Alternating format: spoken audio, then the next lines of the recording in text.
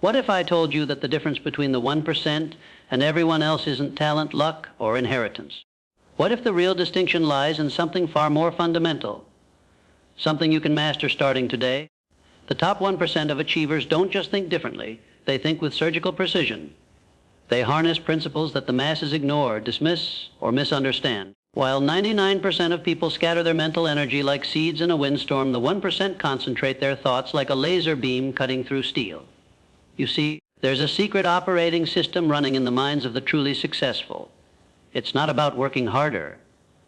It's about thinking cleaner, acting with purpose, and building an unshakable foundation of mental discipline. This isn't theory. This is the exact blueprint that separates those who achieve extraordinary results from those who merely dream about them. Today, you're going to discover how the 1% harness the power of desire, faith, and persistence to create results that seem impossible to everyone else.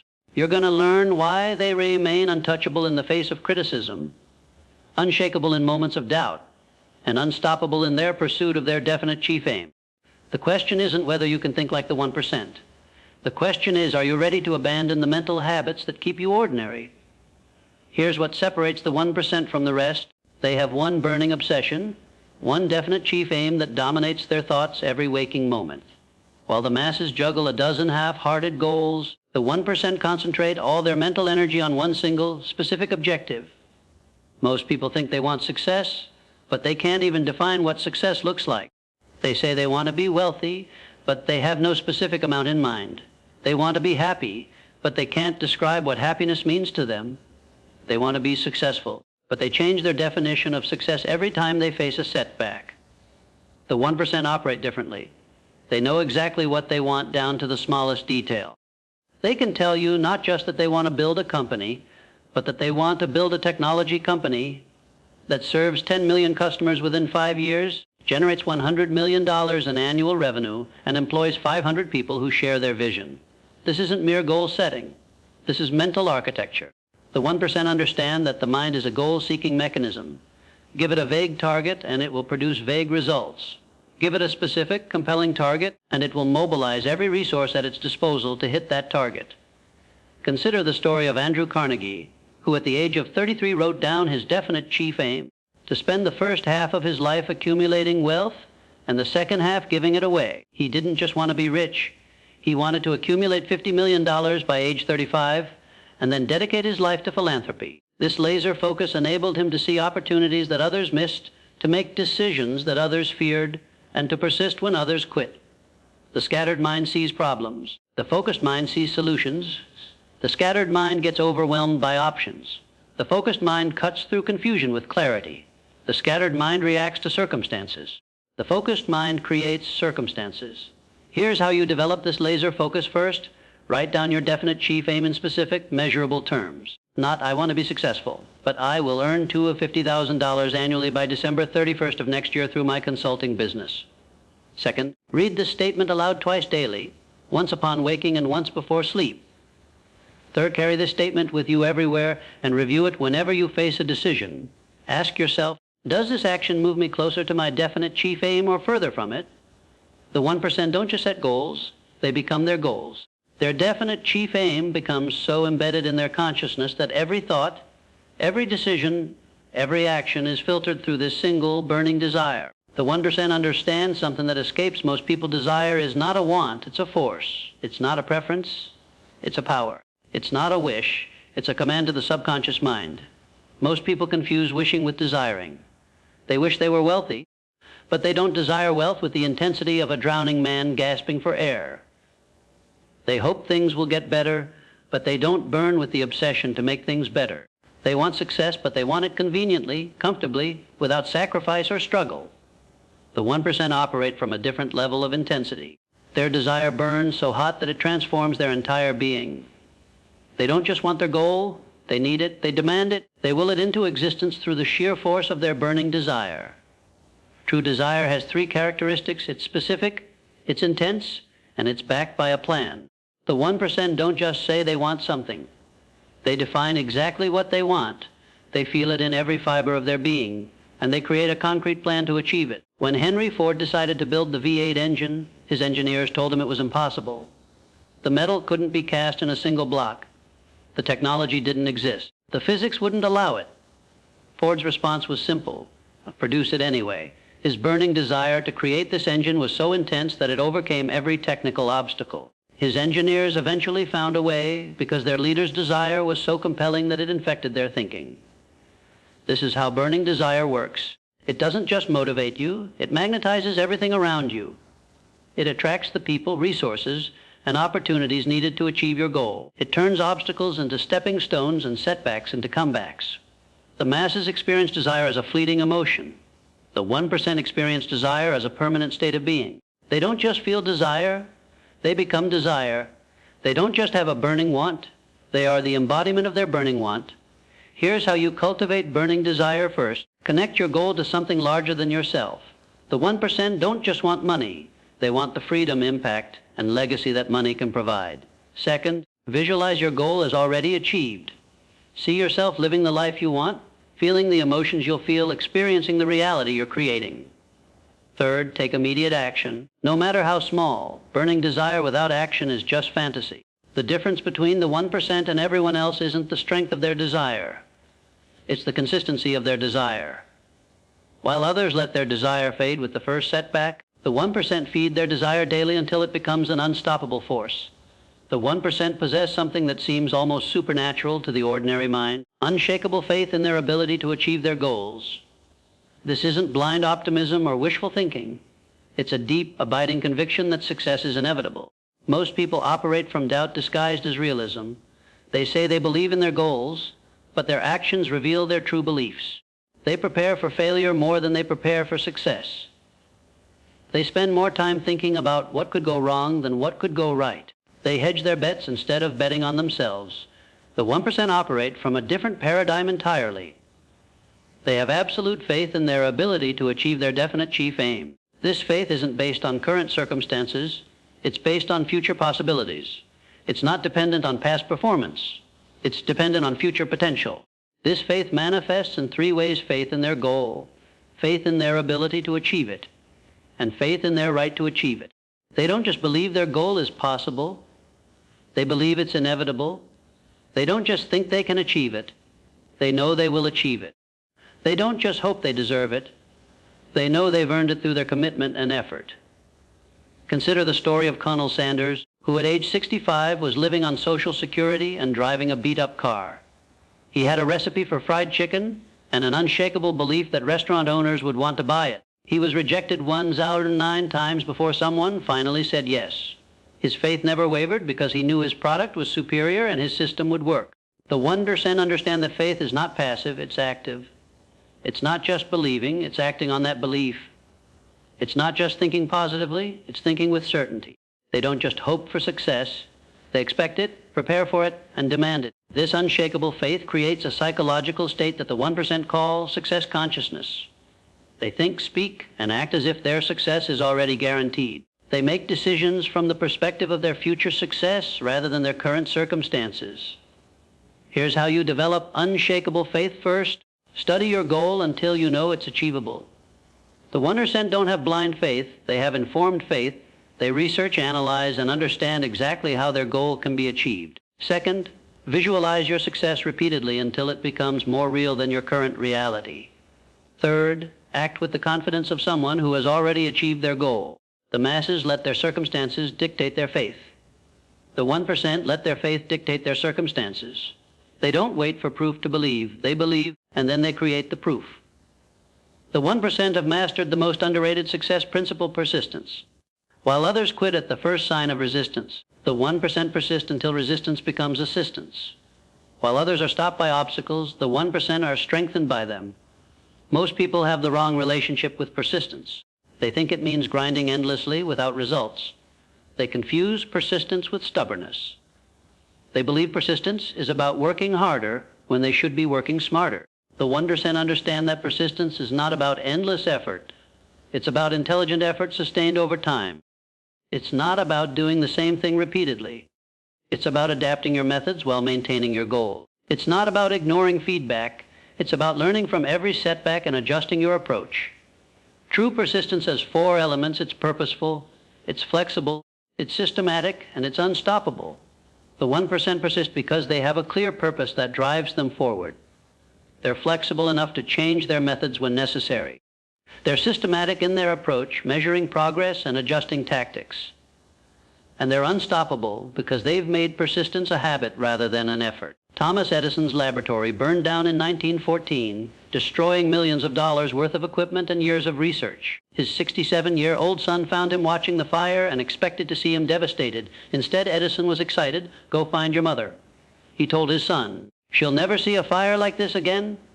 The next day, Edison was making plans to rebuild. He saw the fire not as a setback, but as an opportunity to start fresh with better equipment and improved methods. This is how the 1% think about obstacles. They're not problems to be avoided, but challenges to be conquered. They don't see setbacks as proof that they should quit. They see them as proof that they're getting closer to their goal. The 1% have developed what I call relentless persistence, the ability to continue moving forward regardless of circumstances. They persist when they feel like quitting. They persist when progress seems slow. They persist when others doubt them. They persist when they doubt themselves. Here's how you develop relentless persistence. First, remember that every goal worth achieving will test your commitment. The 1% expect resistance and prepare for it mentally. Second, focus on progress, not perfection. The 1% measure their success by how far they've come, not by how far they have to go. Third, surround yourself with people who support your persistence. The 1% build teams that reinforce their commitment rather than undermine it. The masses quit when the going gets tough. The 1% know that the going gets tough just before the breakthrough. They persist not because it's easy, but because it's necessary. They understand that every act of persistence is an investment in their future success. The 1% have mastered something that destroys most people: emotional detachment from outcomes. While others are controlled by their emotions, the 1% control their emotions. While others react to circumstances, the 1% respond to opportunities. Most people are slaves to their emotions. They feel good when things go well and terrible when things go poorly.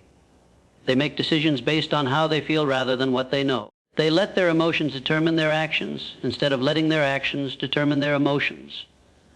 The 1% operate from a different emotional paradigm. They remain detached from outcomes while being fully committed to actions. They care deeply about their goals, but don't let their self-worth depend on achieving them. They want success intensely, but don't need it desperately. This emotional detachment isn't coldness, it's clarity. It's not indifference, it's intelligence. It's not lack of caring, it's strategic caring. The 1% care about what they can control and remain detached from what they cannot control. Consider the story of a master chess player who loses a crucial game. The amateur player gets angry, makes excuses, and carries the emotional weight of the loss into the next game. The master player analyzes the game objectively, learns from the mistakes, and moves on without emotional baggage. The master wins more games not because of superior talent, but because of superior emotional control. The 1% understand that emotional attachment to outcomes creates mental weakness. It makes you desperate, and desperation repels success. It makes you reactive, and reactive people can't think strategically. It makes you vulnerable to manipulation by others who understand your emotional triggers. Emotional detachment creates several advantages. It allows you to think clearly under pressure. It prevents you from making decisions based on temporary emotions.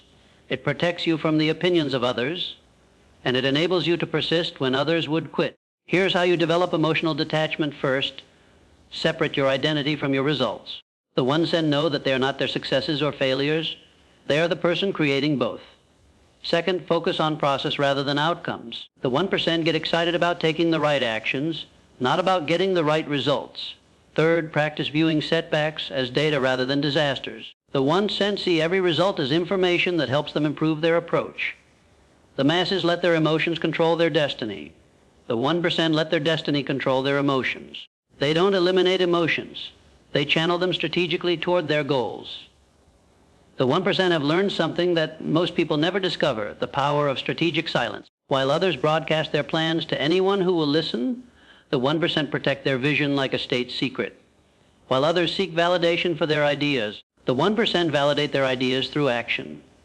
Most people make a critical error. They confuse sharing their goals with achieving their goals. They tell everyone about their plans and feel satisfied by the positive responses, but they never take the actions necessary to make their plans reality. They dissipate their energy through talk instead of concentrating it through action. The 1% understand that premature sharing of goals creates several problems. It invites unnecessary criticism. It creates accountability to the wrong people. It dilutes the emotional intensity of the goal, and it makes the goal vulnerable to sabotage by others. When you share your goals with others, you're essentially asking for their permission to pursue them. Most people will project their own limitations onto your dreams. They'll tell you why it won't work, why it's too risky, why you're not qualified, or why you should be realistic. They do this not out of malice, but out of their own fear and limiting beliefs.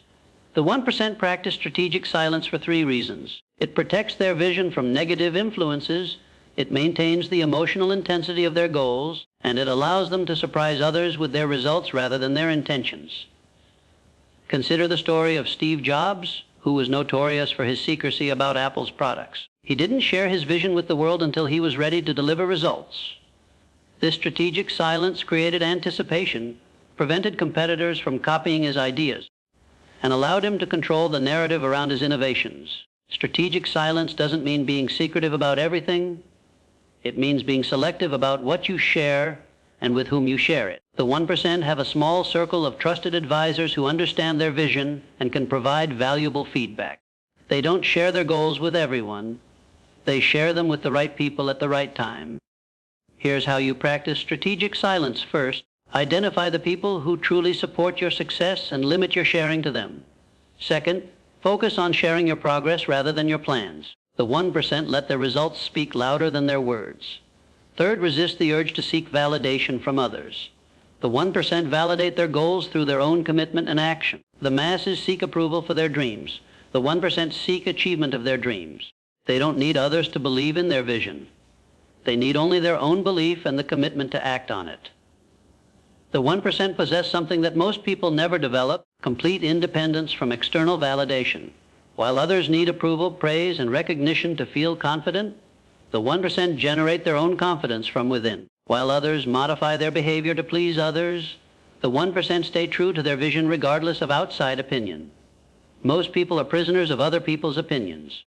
They make decisions based on what others will think rather than what they know is right. They pursue goals that others will approve of rather than goals that align with their own values and desires. They become actors in other people's plays instead of the directors of their own lives. The 1% operate from a different paradigm. They validate themselves through their own standards, not through external approval. They measure their success by their own metrics, not by society's expectations. They define their own worth based on their character and actions, not on what others think about them. This independence from external validation creates several advantages. It allows you to think originally. It enables you to take risks that others won't take. It protects you from the emotional manipulation of others. And it gives you the freedom to pursue your true interests and talents. The 1% understand that seeking external validation is a losing game. No matter how much approval you receive, it's never enough. No matter how many people praise you, there will always be critics. No matter how much recognition you get, it fades quickly and needs to be replaced. When you depend on external validation, you give other people control over your emotional state. You become reactive instead of proactive. You become a follower instead of a leader. You become ordinary instead of extraordinary. Consider the story of Van Gogh, who sold only one painting during his lifetime, but continued to paint because he believed in his vision. He didn't need external validation to know that his work was meaningful. He validated himself through his commitment to his art and his belief in his unique perspective. The 1% have developed what I call internal validation, the ability to recognize their own worth and progress without needing confirmation from others. They celebrate their own victories, learn from their own mistakes, and stay committed to their own vision. Here's how you develop independence from external validation. First, identify your own values and standards rather than adopting others' expectations. The 1% know what they stand for and what they won't compromise on. Second, practice making decisions based on your own judgment rather than others' opinions. Third, develop the habit of validating yourself through your own actions and progress. The masses need others to tell them they're successful. The 1% know they're successful because they're becoming who they want to be and achieving what they set out to achieve. They don't need external validation because they have something more powerful validation, based on their own standards and actions. The 1% have developed something that most people lack: unbreakable mental toughness. While others are defeated by the first serious obstacle, the 1% are strengthened by adversity. While others see problems as reasons to quit, the 1% see problems as opportunities to grow stronger. Most people have the wrong relationship with adversity. They think it's something to be avoided, minimized, or complained about.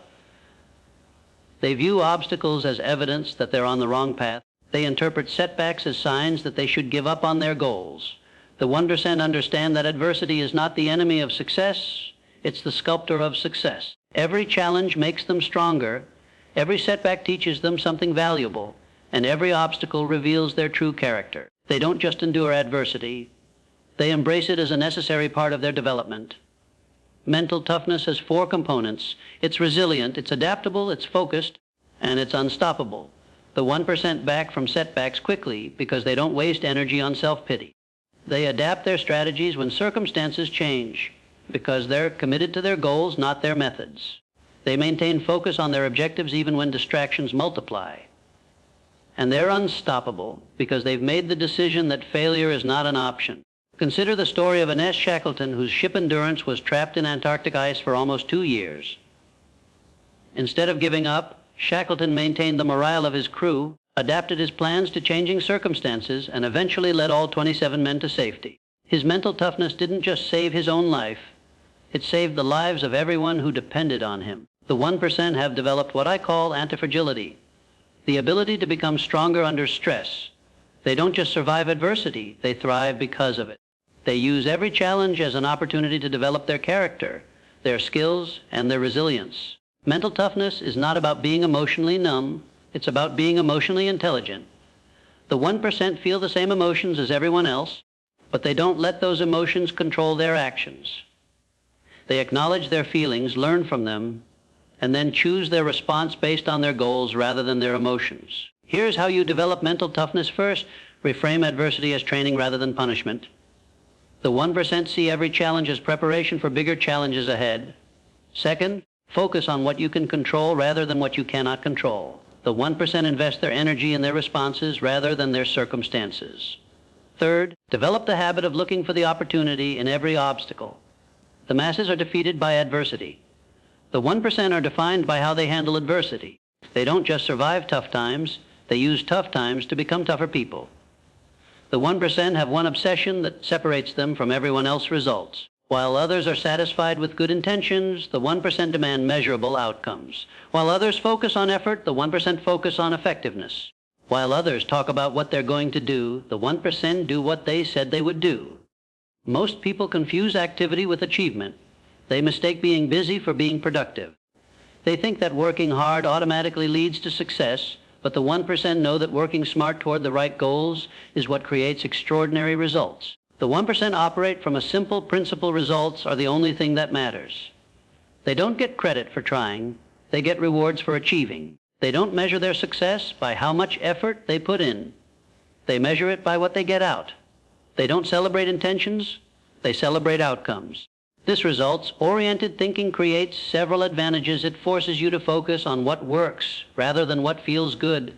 It eliminates activities that don't contribute to your goals. It creates accountability for your own performance, and it ensures that you're making real progress rather than just staying busy. The 1% understand that the world rewards results, not effort. Your boss doesn't care how hard you worked if you didn't achieve your objectives. Your customers don't care how much effort you put into your product if it doesn't solve their problems. Your bank account doesn't care how many hours you worked if you didn't generate income. Consider the story of a salesperson who works 12 hours a day making phone calls but closes no deals versus a salesperson who works 4 hours a day but closes deals worth millions of dollars. The first salesperson has good intentions and works hard, but the second salesperson has something more valuable: results. The 1% have developed what I call results consciousness, the ability to focus relentlessly on outcomes rather than activities. They ask themselves one question about every action: will this produce the results I want? If the answer is no, they don't do it. If the answer is yes, they do it with maximum intensity and focus. Results-oriented thinking requires 3 shifts: from effort to effectiveness, from activity to achievement, and from intentions to outcomes. The 1% don't just work hard, they work on the right things. They don't just stay busy, they stay productive.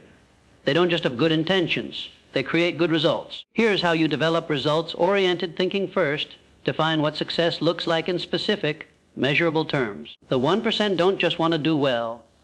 They want to achieve specific metrics by specific deadlines. Second, track your progress daily. The 1% measure what matters and ignore what doesn't. Third, eliminate activities that don't contribute to your results. The 1% are ruthless about cutting out anything that doesn't move them toward their goals. The masses get satisfaction from trying. The 1% get satisfaction from achieving.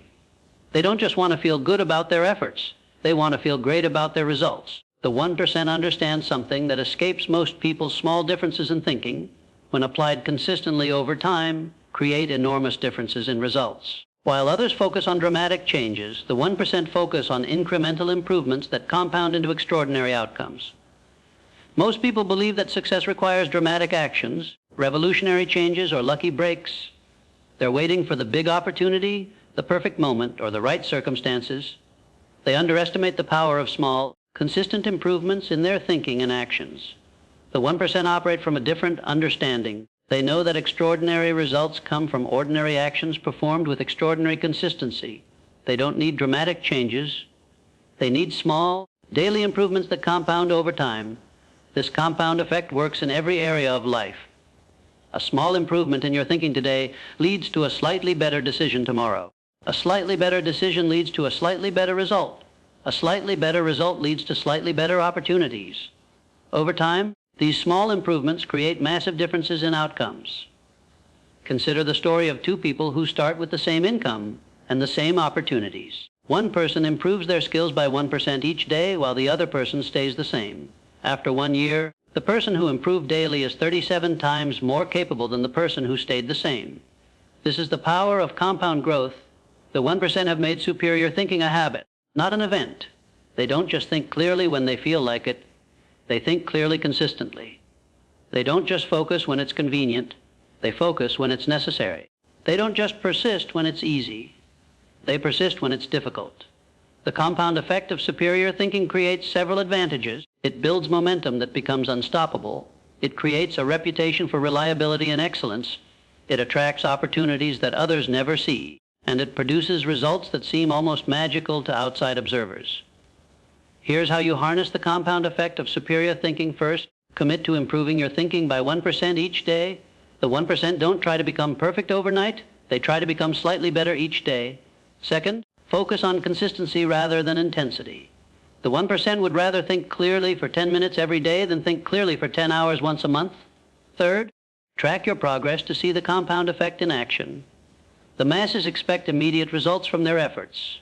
The 1% understand that the best results come from patient, consistent application of superior thinking principles. They plant seeds knowing that the harvest will come in time. You now know how the 1% think. You understand the principles that separate extraordinary achievers from ordinary people. You have the blueprint for developing the mental habits that create superior results. But knowledge without action is worthless. Information without implementation is just entertainment. You can know everything about how the 1% think, but if you don't think like them, you'll continue to get the same results you've always gotten. The 1% didn't become the 1% by accident. They became the 1% by choice. They chose to think differently, act differently, and persist differently. They chose to develop the mental habits that create extraordinary results. Now you have the same choice. You can continue thinking like the 99% and getting the results that the 99% get. Or you can choose to think like the 1% and create the results that the 1% create. This choice isn't made once, it's made every day. Every morning you choose whether to think with the clarity of the 1% or the confusion of the masses. Every challenge, you choose whether to respond with the persistence of the 1% or the surrender of the ordinary.